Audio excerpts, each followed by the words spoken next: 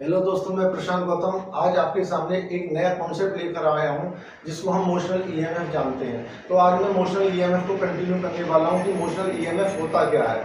तो सबसे पहले मेरा आज का टॉपिक है motional EMF. EMF stand for electromotive force. Okay दोस्तों, तो मान लीजिए लेट अस सपोज ये आपका मैग्नेटिक फील्ड है जो कि इनसाइड है। ये सिंबल होता है इनसाइड का, this is the inside magnetic field. Okay दोस्तों, अब इसके अंदर मैंने एक कॉइल को प्लेस कर दिया इसी प्लेन में, मतलब ये जो फील्ड है this is the value of magnetic field B inside the plane. Okay, ये कॉइल रखा हुआ है इसी प्लेन में, बोर्ड के प्लेन में कॉइल रखा हुआ है और एक कंडक्टर है। Let us suppose this is the conductor of length small. Okay दोस्तों, अब मैंने क्या किया दोस्तों, ये कंडक्टर है, जब मैं इस कंडक्टर को मूव कराऊंगा आइदर मैं इधर मूव करा सकता हूँ या इधर मूव करा सकता हूँ। मान लीजिए मैंने इस कंडक्टर को अंदर की तरफ मूव कराया। ओके, तो किसी पर्टिकुलर पॉइंट ऑफ टाइम पे मैं इसका पोजीशन x से डिफाइन कर सकता हूँ। लेट अस सपोज यहाँ से इसका डिस्टेंस कितना x और ये जो लेंथ हो गया इसका कंडक्टर का कितना हो गया l हो गया। और जो कंडक्टर है वो किसके परपेंडिकुलर है, length of the conductor is always perpendicular to the magnetic field. अरे ये लेंथ है और मैग्नेटिक फील्ड कैसे है, ऐसे तो इन दोनों परपेंडिकुलर हुए। ओके दोस्तों, तो मैंने क्या देखा, जब मैं इस कंडक्टर को मूव करा रहा हूँ टूवर्ड्स लेफ्ट साइड तो क्या हो रहा है, ये एरिया कम होता जा रहा है। The magnetic field lines passing through the area get decreases continuously. अरे जैसे जैसे मैं इधर ला रहा हूँ तो इसका जो एरिया है मैग्नेटिक फील्ड लाइंस जिससे पास कर रही है इस क्लोज लूप का एरिया कम होता जा रहा है।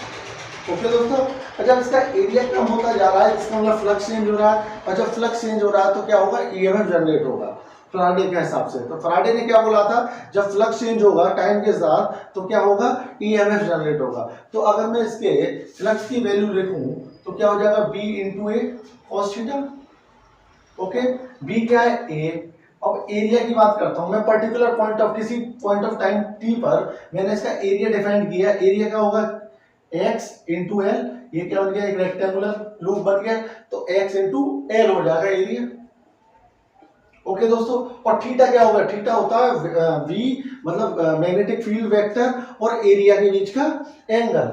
ओके, अब ये बताइए इसका एरिया वेक्टर कहाँ है, एरिया वेक्टर इसका बताइए कहां पर है दोस्तों, इसका एरिया वेक्टर कहां हो गया, इसका एरिया वेक्टर कहां है बताइए, इनसाइड द प्लेन और मैग्नेटिक फील्ड है इनसाइड द प्लेन, तो इसके बीच का एंगल क्या हो गया, 0, तो ये वैल्यू हो गई 1। ओके दोस्तों, तो जो फाई बन गया वो क्या बन गया, वी एक्सएल। ओके दोस्तों, जिसमें x जो है कंटिन्यूअसली चेंज हो रहा है, इसका मतलब फ्लक्स चेंज हो रहा है x के चेंज होने की वजह से। तो फैराडे ने क्या बोला था, फैराडे ने बोला था जो ईएमएफ होता है वो होता है minus N D phi by D T. अब इसमें कॉइल क्या है, इस कॉइल में नंबर ऑफ टर्न्स को एक मान लेंगे क्योंकि एक ही कॉइल टर्न बन रहा है, इसका एक ही मतलब टर्न हो रहा है, तो एन की वैल्यू यहाँ क्या हो गई 1 हो गई। तो ई बराबर क्या बन गया, minus d phi by D t. Okay दोस्तों, जब मैंने इसको सॉल्व किया ई बराबर minus d by D t of five, और फाइव की वैल्यू क्या ले ली, V into L into X ले ली। ओके दोस्तों, अब बी और एल तो फिक्स वैल्यू है, ये तो बाहर आ गई कांस्टेंट है, जब इसको बाहर ले लिया तो ये बन गया minus d x y d T.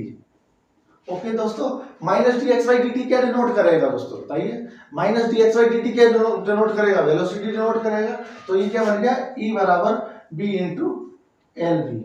तो ये जो होता है वी एल वी क्या हो गया दोस्तों, वी एल वी जो हो गया मोशनल ईएमएफ हो गया। तो इसके अंदर जो ईएमएफ जनरेट होगा उसका मैग्नीट्यूड क्या होगा, B into L into velocity, किसी वेलोसिटी से ये आ रहा होगा, ये होगा इसका मोशनल ईएमएफ। अब इसी में मुझे इंड्यूस करंट निकालना है, तो इंड्यूस करंट क्या होता है, ई अपॉन आर होता है, आर इज द रेजिस्टेंस। तो ये रेजिस्टेंस आपका मान लीजिए आर है, किसका, पूरी लूप का। ओके, तो B upon R equals to आई।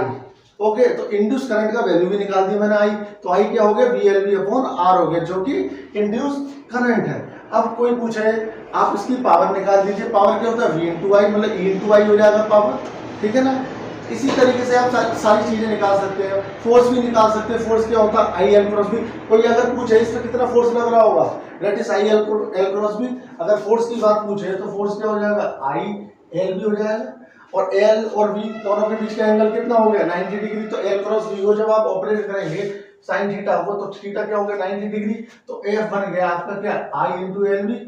आई की वैल्यू ऑलरेडी हम निकाल चुके हैं, कितना है V L V upon R, और ये कितना है एल बी इंटू वी। तो यहाँ से जो फोर्स हो गया वो बन गया B square L square B upon R. यानी दोस्तों कोई प्रॉब्लम। अगर पावर की बात करें, पावर क्या होता है, power simple F into B हो गया। और जब पावर एफ इंटू बी हो गया तो ये एक्सप्रेशन पावर का क्या बन गया B square L square B square upon capital are.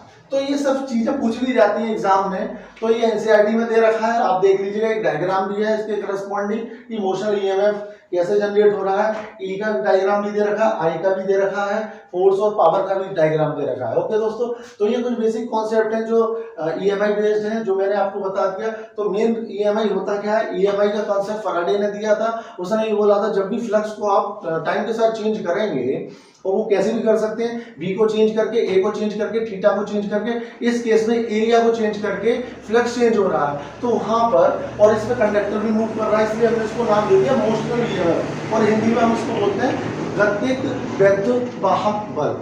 UP board वाले बच्चे इसको गतिक वैद्युत वाहक बल के नाम से भी जानते हैं। ओके दोस्तों, तो इसमें जो इंड्यूस करंट होगा, इंड्यूस मतलब प्रेरित धारा जो इंड्यूस होगी, इसमें इंड्यूस को बोलते हैं हिंदी में प्रेरित धारा। तो इसमें जो इंड्यूस करंट होगा वो हो जाएगा VLB अपॉन आर, जबकि आर जो है रेजिस्टेंस ऑफ द लूप हो गया आपके। ओके, नेक्स्ट वीडियो में बेटा मैं आपको सेल्फ इंडक्टेंस के बारे में, म्यूचुअल इंडक्टेंस के बारे में, और मैं आपको इंडक्टेंस क्या होता है, इंडक्टर क्या होते हैं, कैसे उसके अंदर करंट इंड्यूस हो रहा है, ये सब चीजें पढ़ाने वाला हूँ। आज के लिए इतना ही काफी, थैंक यू।